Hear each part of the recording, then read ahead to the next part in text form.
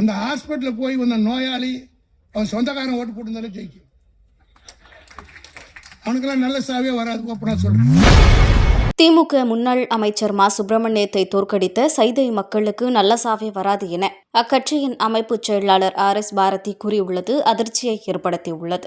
நமக்கு என்ன, ஓட்டு போட்டவன் தானே, அவனா பார்த்து ரோடுக்கு வந்து அவன் தலையில ஒரு மண்ணள்ளி கண்ணை போட்டுனாதான் இந்த சமுதாயத்துக்கு புத்தி வரும். நீங்க அவன் கேட்க யாராவது ஒருத்தர் இந்த மாதிரி ஏர் கண்டிஷன் பஸ் ஸ்டாப் கேட்டான், அவங்கள மாசு ஏர் கண்டிஷன் பஸ் ஸ்டாப் கட்டினீங்களே, எல்லாம் மிஷினுக்கு ஓட்டு போட்டு போற கஞ்சாட்சி உட்காந்துக்கலாம். ஆக இனிமேல் பட்டாவது கட்சி வரலாறு, திமுக என்ன, பெரியார் என்ன, எப்படி 100 வருஷத்துக்கு முன்னாடி இந்த சமுதாயம் இருந்தது, எல்லாரும் இன்னைக்கு மேடையில் ஒன்னா உட்காரன்னா அதுக்கு யார் காரணம்? 100 அடி தூரத்தில் நின்னவன உட்கார வச்சு உனக்கு சீட்டு கொடுத்து உனக்கு மரியாதை கொடுத்தவன் யாரு என்பதை சொல்லுங்க, அப்பதான் புத்தி வரும். காரணம் என்னவென்று கேட்டால், அவன் யார் என்று அவனுக்கு சொல்லாத காரணத்தினால், அவன் கேட்காதே நீங்க போய் சொல்லுவோம். அதுவும் மாசு இருக்கிறார் பார், சைதாப்பேட்டை தொகுதியில அவர் செஞ்சாத மாதிரி யாரும் செய்யவே இல்லை. கலைஞரே முதலமைச்சர் இருந்தார், பெருமையா சொல்றேன். அவர் கூட அங்க ஒரு பெரிய ஹாஸ்பிட்டல் கொண்டு வர முடியல. ஏன்னா எங்க பக்கத்தில் இருக்கிற ஆலந்தூருக்குலாம் பெரிய வசதியா இருக்குது.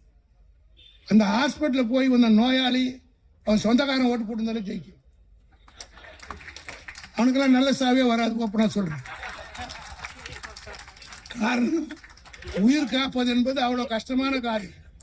எத்தனை பேர் உயிரை காத்திருப்பார், எத்தனை பேருக்கு உயிர் கொடுத்தா. இங்கே கூட படிச்சார், கேன்சர் இன்ஸ்டியூட் கொடுத்தேன், இதுக்கு கொடுத்தேன், இதெல்லாம் இனிமேல் வேணாம், கட்சிக்காரனு கொடுங்க, அது போகும்.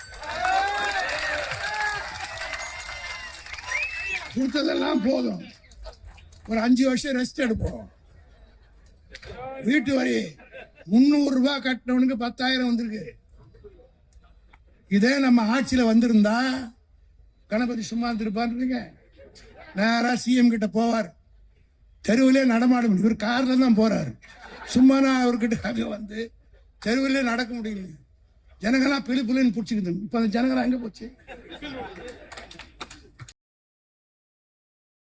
செய்திகளை உள்ளது உள்ளபடி தெரிந்து கொள்ள ரெஃப்ளெக்ட் நியூஸை சப்ஸ்கிரைப் பண்ணுங்க.